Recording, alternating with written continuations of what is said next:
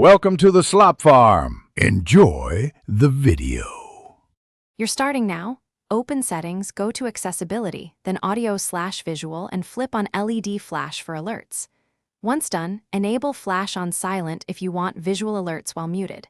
Make sure your camera flash isn't blocked by a case, and keep the phone face up for easier visibility. Now test it with a quick call or set a 10-second timer. You'll see the rear LED blink. This gives you immediate visual feedback, and it's essential if you rely on sight for alerts. Once the LED is enabled, make sure the right alerts trigger it. Go to Settings, right arrow Notifications, and allow notifications for the apps you want to light up the flash.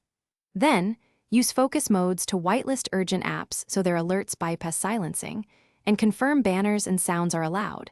The flash follows active alert permissions. For contacts, enable emergency bypass so calls or texts always ring and cause the flash. Doing this ensures the LED only flashes for items you care about, avoiding false positives. Finish by testing several real alerts. Call, timer, and message while the phone is locked and unlocked. Observe the LED behavior. If the flash doesn't fire, restart the iPhone and check for iOS updates, because software fixes sometimes restore LED reliability. Make sure camera access isn't disabled and remove any case obscuring the flash.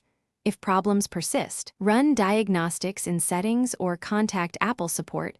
Hardware faults.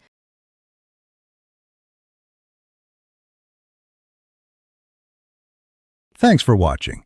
Consider subscribing if we helped you today.